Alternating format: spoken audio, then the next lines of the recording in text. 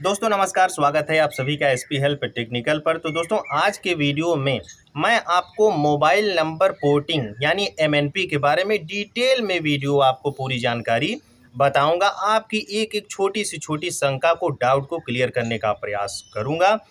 इसके पहले भी दोस्तों मैंने एमएनपी पे एक वीडियो बनाया था, लेकिन वो वीडियो हमारे उन दोस्तों के लिए था जो सिर्फ इतना जानना चाहते हैं कि आखिर हम अपना नंबर बिना बदले दूसरे कंपनी के सिम में कैसे चेंज करा सकें। तो वो बहुत मैंने शॉर्ट वीडियो बनाया था, लेकिन आज का वीडियो काफ़ी नॉलेज वाला वीडियो है। इसमें अगर आपको अपना नंबर पोर्ट कराना है तो आप वो भी सीख जाएंगे।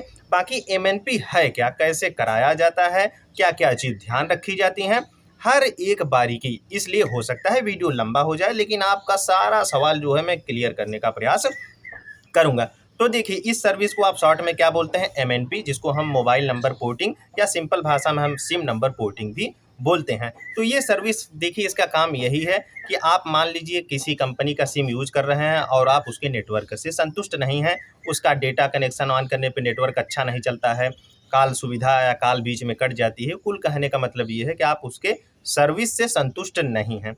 तो आपका नंबर वही रहेगा, लेकिन आप जो है इस सिम को किसी दूसरे कंपनी में चेंज करा सकते हैं। उदाहरण के तौर पे मान लीजिए अगर आपका वोडाफोन का है, वोडाफोन की सर्विस आपको नहीं पसंद है, तो नंबर आपका पुराना वाला ही रहेगा, लेकिन इसका नेटवर्क चेंज हो जाएगा। आप जियो में कराना चाहते हैं तो वोडाफोन से ये जियो में चेंज हो जाएगा। कहने का मतलब आपका नंबर नहीं बदलेगा। तो दोस्तों इसका फ़ायदा यही है कि मान लीजिए अगर आपका मोबाइल नंबर आपके बैंक अकाउंट में लिंक है, काफ़ी ज़रूरी जगह पे जो है ये आपका मोबाइल नंबर लिंक है, ठीक है, तो आपका मोबाइल नंबर नहीं बदलना पड़ेगा और आसानी से आपका नेटवर्क भी चेंज हो जाएगा, ठीक है। तो अब मैं बताता हूँ ये जो मोबाइल नंबर पोर्टिंग है इसको आप कैसे कराते हैं, ठीक है ना दोस्तों। तो आपके पास किसी भी कंपनी का सिम हो, मोबाइल नंबर पोर्टिंग कराने के लिए आपको क्या करना पड़ता है, उसी वाले मोबाइल नंबर से यानी उसी सिम से आपको मैसेज करना पड़ता है, ठीक है। मैसेज में क्या करना पड़ता है, आपको कुछ नहीं करना है, सीधे अपने आप को मैसेज बॉक्स में जाना पड़ता है और मैसेज बॉक्स में आपको लिखना क्या पड़ता है, कैपिटल में लिखना पड़ता है पोर्ट, PORT। पोर्ट लिखने के बाद आपको एक स्पेस देना है, स्पेस देने के बाद आपको वही मोबाइल नंबर पूरा लिख देना है जिसको कि आप चेंज कराना चाहते हैं दूसरी कंपनी के सिम में, ठीक है, जैसा कि स्क्रीन पे आपको दिख भी रहा होगा। तो क्या लिखेंगे मैसेज बॉक्स में, कैपिटल में पोर्ट, फिर एक स्पेस देना है, स्पेस देने के बाद आपको मोबाइल नंबर लिखना है और उसके बाद इसको किस नंबर पे सेंड करना है, 1900, यानी इसको 1900 पे आपको सेंड कर देना है, ठीक है। तो जैसे ही आप सेंड करेंगे तुरंत ही या 1-2 मिनट के अंदर आपको एक यूपीसी कोड या मैसेज में आपको एक कोड आएगा, ठीक है। यूपीसी को हम बोलते हैं यूनिक पोर्टिंग कोड।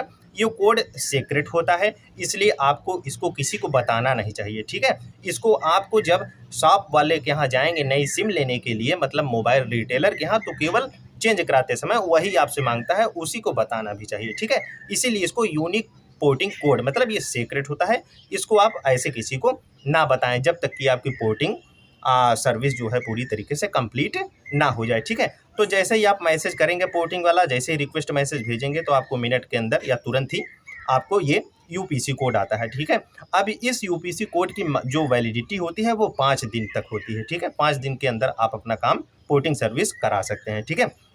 आप तुरंत लेके चले जाएंगे तो बहुत अच्छा है, लेकिन इसकी वैलिडिटी जो है 5 दिन तक होती है, ठीक है। तो जब इसका यूपीसी कोड मिल जाएगा आपका, तो आपको कुछ नहीं करना है, आपको जाना है उसी नंबर, उसी सिम वाले, मतलब उसी रिटेलर, उसी दुकानदार के पास जो कि उस सिम की, उस कंपनी की सुविधा देता हो, सिम देता हो। कहने का मतलब अगर जैसे आपको वोडाफोन का पोर्टिंग कराना है जियो में, मतलब आप अपना चेंज कराना चाहते हैं सिम को किस में, वोडाफोन से जियो में, तो आप इसी यूपीसी कोड को लेके चले जाइए उस दुकानदार के पास, उस मोबाइल रिटेलर के पास जो जियो की सिम देता हो, मतलब जियो की सिम देता हो, जियो की सर्विस देता हो, अपने दुकान में जियो की सिम बेचता हो।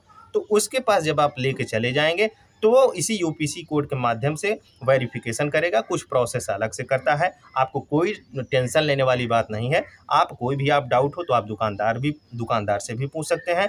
सारा डाउट मैं इस वीडियो में क्लियर ही कर दूंगा। फिर भी अगर आपके मन में कोई एक इच्छा होगी, आपकी जानने की इच्छा होगी या कोई भी डाउट है, तो निसंदेह आप कमेंट करके पूछ सकते हैं। तो जब आप दुकानदार के पास जाएंगे तो वो आपसे आपका आधार कार्ड मांगेगा, ठीक है। तो आपको पोर्टिंग कराना है तो आपको अपना आधार कार्ड लेके जाना पड़ेगा। तो वो फोटो खींचेगा, पूरी वेरिफिकेशन करेगा और उसके बाद एक आपको नई सिम दे देगा। अब ये सिम चालू कैसे होगी, तो किसी भी कंपनी की सिम को पहले ज़्यादा टाइम लगता था, लेकिन अब मैक्सिमम 3 दिन का ही टाइम लगता है। राज्यों के हिसाब से कुछ अलग टाइम लग सकता है, जैसे कि आपका जम्मू हो गया, कश्मीर हो गया, असम हो गया और नॉर्थ ईस्ट आपके उत्तर पूर्वी के कुछ राज्य हैं, वहाँ आपको मैक्सिमम 15 दिन का टाइम लग सकता है।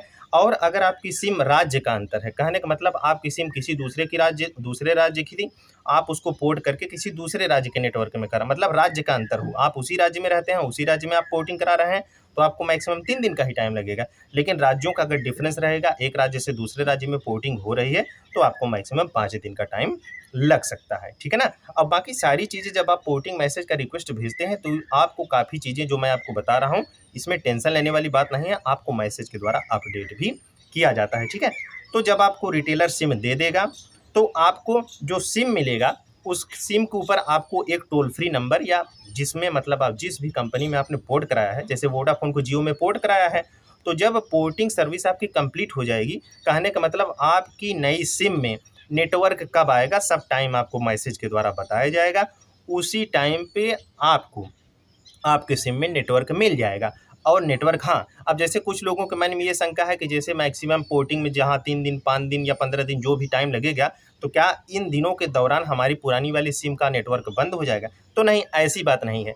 एक पार्टिकुलर टाइम दिया जाएगा कि इस दिन इतने बजे आपका नेटवर्क चालू होगा, तब तक जो पुरानी वाली सिम का बैलेंस है, नेटवर्क है, वो चलेगा। हाँ, एक चीज़ ध्यान रखिए, जैसे कि अगर आपकी पुरानी वाली सिम में क्या है, बैलेंस ढेर सारा है, जैसे कि आप उसको रिचार्ज है, 1 महीने यूज़ कर सकते हैं, 2 महीने, 3 महीने का रिचार्ज उसमें पड़ा हुआ है, तो जब आपकी सिम पोर्ट हो जाएगी तुरंत, या पोर्टिंग कराने जाएंगे, तो ये आपका जो बैलेंस, पुराना बैलेंस है, ये नील हो जाएगा। कहने का मतलब ये आपको नहीं मिलेगा, रिफंड नहीं मिलेगा होगा। अगर बैलेंस आप में है तो ये बर्बाद हो जाएगा। मेरा कुल बताने का मतलब यही है। तो इसलिए आप लोग ये ध्यान रखिए, पोर्टिंग कराते समय अगर बैलेंस है, तो उस बैलेंस को पहले आप 1 महीने, 2 महीने, 15 दिन जो भी है, उसको यूज कर लीजिए, तब आप उसको पोर्टिंग कराइए। नहीं तो वो आपका बैलेंस नील हो जाएगा, उसका रिफंड नहीं मिलेगा। तो इस चीज़ को आप ध्यान रखिए, ठीक है।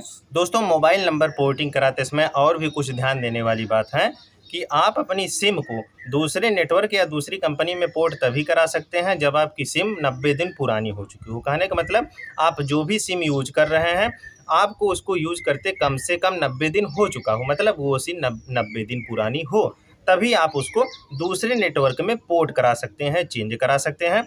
और एक चीज़, अगर मान लीजिए आप जो सिम यूज कर रहे हैं उसमें आप कोई लोन लिए हैं, मतलब उसमें कोई आपका बैलेंस बकाया है, ठीक है, तब भी आप जब तक उसको क्लियर नहीं करेंगे, तब भी आपका सिम पोर्ट नहीं होगा। और एक चीज़ मान लीजिए कि अगर पोर्टिंग रिक्वेस्ट आपने पोर्ट वाला मैसेज भेज दिया, अगर आप उसको कैंसिल करना चाहते हैं, कहने का मतलब उस मैसेज को आपने चेक करने के लिए गलती से भेज दिया, या आपका मन बदल गया, पोर्ट नहीं कराना चाहते हैं, तो 5 दिन वैलिडिटी होती है इस पोर्टिंग यूनिक जो यूपीसी कोड मिलता है। ये 5 दिन बाद अपने आप ही क्या हो जाएगा, डीएक्टिवेट हो जाएगा, मतलब ख़त्म हो जाएगा। और नहीं तो पोर्टिंग मैसेज जैसे ही आपने भेजा, उसके 24 घंटे के अंदर आप खुद ही मैसेज भेज के उसको कैंसिल कर सकते हैं। तो मैसेज कैसे भेजते हैं, बहुत ही सिंपल है। जैसे मैसेज आपने पोर्ट वाला भेजा, उसी पोर्ट के स्थान पे आपको कैपिटल में लिख देना है कैंसल। कहने का मतलब स्क्रीन में देख लीजिए, कैंसल, मैसेज में आपको लिखना है कैंसल, उसके बाद स्पेस, फिर मोबाइल नंबर, और इसको फिर से 1900 में 1900 में सेंड कर देना है। तो आपकी पोर्टिंग रिक्वेस्ट अगर आपने भेजा है तो वो कैंसिल हो जाएगी। अगर आप उसको चेंज पोर्ट नहीं कराना चाहते हैं तो इस प्रकार से कैंसिल भी करा सकते हैं। और मान लीजिए 5 दिन बाद ओवर हो जाएगा तो अपने आप ही वो कैंसिल हो जाएगा। हाँ, एक चीज़ ये ध्यान रखिए कि ये unique porting code, UPC code, किसी को मत बताइए, ठीक है, इसलिए इसको यूनिक, क्योंकि ये सीक्रेट होता है। तो जब आपको मैसेज मतलब जो टाइम दिया रहेगा किस टाइम पे आपको नेटवर्क आएगा, तो आपको जिस भी कंपनी में आप पोर्ट कराए हैं वहाँ का आपको टोल फ्री नंबर मिलेगा, आपको पिन भी भेजा जाएगा, या जो भी है आपको मैसेज में बताएगा कि इस नंबर पे आपको जो नई सिम मिली है, नई सिम का नेटवर्क चालू होगा जब, उसी से आपको कॉल करके वेरिफिकेशन करना पड़ेगा, ठीक है। जैसे कि मान लीजिए क्या है, जियो का क्या है 1977, फिलहाल अभी क्या है toll free number 1977 SIM verification के लिए, तो आपको सिंपल से कॉल करना पड़ेगा, और आपको जो पिन भेजा जाएगा उस पिन को दबा देना है, या खुद उधर से कस्टमर केयर कंप्यूटराइज आवाज़ में बोलता है, तो जो भी बोलेगा आपको उसको डाल देना है, तो तुरंत आपकी सिम चालू हो जाएगी। तो ये होती है पूरी MNP आपका सुविधा। तो इससे फ़ायदा यही है दोस्तों कि आपका नंबर चेंज नहीं होता है, ज़रूरी जगह पे आपका जुड़ा हुआ है, तो लेकिन आपका नेटवर्क चेंज हो जाता है दोस्तों। तो बस इतनी ही सारी इंफॉर्मेशन थी। अगर मान लीजिए मैं कुछ भूल गया हूँ या आप कुछ पूछना चाहते हो तो निसंदेह आप उसको कमेंट करके पूछ सकते हैं दोस्तों। तो अगर आपको वीडियो पसंद आया हो, जानकारी अच्छी लगी हो, तो वीडियो को लाइक करके और कमेंट करके आप अपना सपोर्ट ज़रूर दीजिए। बस दोस्तों, मिलता हूँ आप सभी से नेक्स्ट वीडियो में। तब तक के लिए आप सभी को धन्यवाद।